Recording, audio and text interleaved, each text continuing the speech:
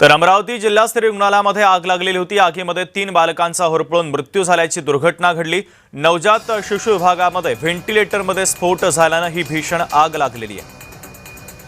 आरोग्य मंत्री प्रकाश आबिटकर आपल्यासोबत जोडले जात आहेत, त्यांची प्रतिक्रिया घेऊयात।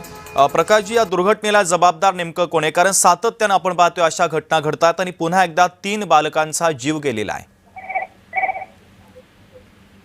घटना अतिशय दुर्दैवी आहे आणि ज्या पद्धतीने ती रात्री 3:30 वाजता झाली की ज्यामुळे आपल्याला फारसं काही करता येत नव्हतं, तरी सुद्धा आपल्या कर्मचाऱ्यांनी खूप मेहनत म्हणजे जीव धोक्यात घालून त्या सगळ्या इतर बालकांना वाचवलं। बरं, पण तरी सुद्धा दुर्दैवी 3 मुलं आपली 3 नवजात बालक आपल्या दुर्दैवी आपल्याला वाचवता आली।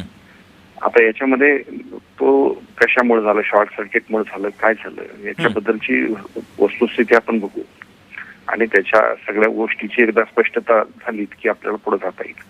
परंतु जी घटना झाली ती मात्र खूपच दुर्दैवी आहे। आपण बाकीच्या सगळ्या गोष्टी करू, त्या काही क्रम प्राप्त आहेत, पण प्रश्न काय की ही अशी घटनाच व्हायला नको पाहिजे होती।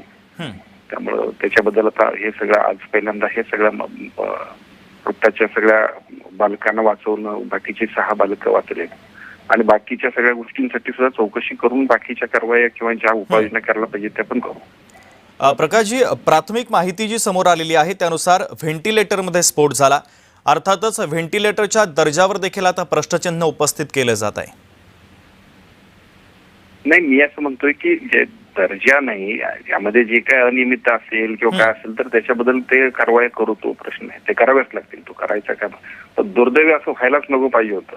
त्यासाठी आपल्याला सुद्धा उपाययोजना करा, म्हणून आपण प्रत्यक्ष वस्तुस्थिती बघितल्यानंतर म्हणजे त्याचे टेक्निकल एक्सपर्टची टीम सर्वे करेल आणि त्या सर्वे नंतर जे काही असेल ते स्पष्ट समोर येईलच आपल्या समोर।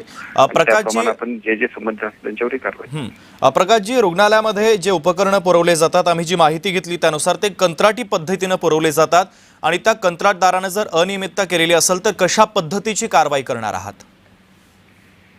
मुद्दा असा आहे की याच्यामध्ये जे दोषी असतील, चुकीचे असतील, ते कुणाची गय करण्यात येणार नाही, तो प्रश्न नाही, ते होईलच, पण तो पार्ट सेकंड झाला। आता ही घटनाच घडली ज्या पद्धतीनं, तो खूप धक्कादायक विषय आहे। आपण 2 गोष्टी करतोय की पहिल्या टप्प्यामध्ये आता या बालकांना वाचवलं, या 3 बालकांना आपल्याला नाही वाचवता आलं आणि आता याच्या सगळ्या टेक्निकल टीमची आपण प्रत्यक्षामध्ये जे काही त्यांची तपासणी होईल ते सगळे लोक त्याच्यामध्ये इन्स्पेक्शन करतील आणि त्यानंतर मग ज्या ज्या गोष्टी अनियमितता असतील किंवा चूक असेल तर ती एका बाजूला तिथं आणि त्याच वेळेला संपूर्ण आपल्या आस्थापनेमध्ये सुद्धा अशा पद्धतीची घटना होऊ नये यासाठी ज्या ज्या काही उपाययोजना करायला पाहिजे त्या आपण करणार आहोत। अगदी प्रकाशजी, या दुर्घटनेमध्ये जे दोषी आढळतील त्यांच्यावर कठोर कारवाईची मागणी रवी राणा यांनी केलेली आहे। निश्चित बरोबर आहे त्यांचं, बरोबर आहे, ते करूच आणि तो प्रश्नच नाही, करावंच लागेल। ते फक्त वस्तुस्थिती एकदा टेक्निकल टीमनं त्यांचं ओपिनियन देऊ देत, नेमकी काय घटनाक्रम आहे बघून आपण गेलो की बरोबर। अगदी प्रकाशजी, या संपूर्ण घटनेची चौकशी आता कशी केली जाईल?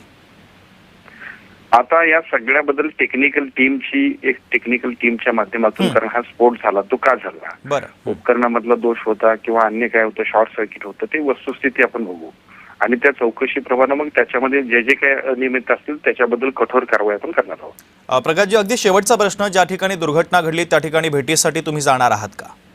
हो, जाणार ना, जाणार। आज कॅबिनेटची मीटिंग आहे, पण तरी सुद्धा आपण ही घटना घडली त्यामुळे त्या सगळ्या गोष्टींकडे आम्ही सगळे, आता मला वाटतं आदरणीय तिथले स्थानिकचे आमदार, लोकप्रतिनिधी हे सुद्धा जात आहेत। अगदी प्रकाशजी, एक प्रश्न महत्वाचा आहे की आग लागल्यानंतरच फायर ऑडिट केलं जातं, त्यापूर्वी जे काम केलं पाहिजे ते मात्र होत नाहीये।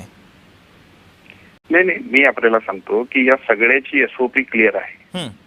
प्रत्येक गोष्टीमध्ये ज्या पद्धतीने उपकरणं असतील, एकूण यंत्रणा असेल त्याबद्दल सातत्याने त्याचे ऑडिट होण्याबद्दलची जे काही प्रोव्हिजन आहे ते क्लिअर आहे, सातत्याने ते नियमितपणे केली जाते। या सगळ्या गोष्टी असताना ही गोष्ट का घडली यासाठीच तर मी म्हणतो की त्याची चौकशी आपल्या टेक्निकल कमिटीच्या वतीने आपण करू आणि त्याच्यानंतर त्याच्यावरती पुढे जाऊ आपण। अगदी प्रकाशजी, अत्यंत महत्त्वाची प्रतिक्रिया तुमच्या दुर्घटनेच्या संदर्भातली पोहोचलेली आहे। तुम्ही जय महाराष्ट्र सोबत संवाद साधला त्याबद्दल धन्यवाद। तर आरोग्य मंत्री प्रकाश आबिटकर आपल्यासोबत होते, त्यांनी देखील संपूर्ण घटनेची चौकशी केली जाईल असं आश्वासन दिलेलं आहे।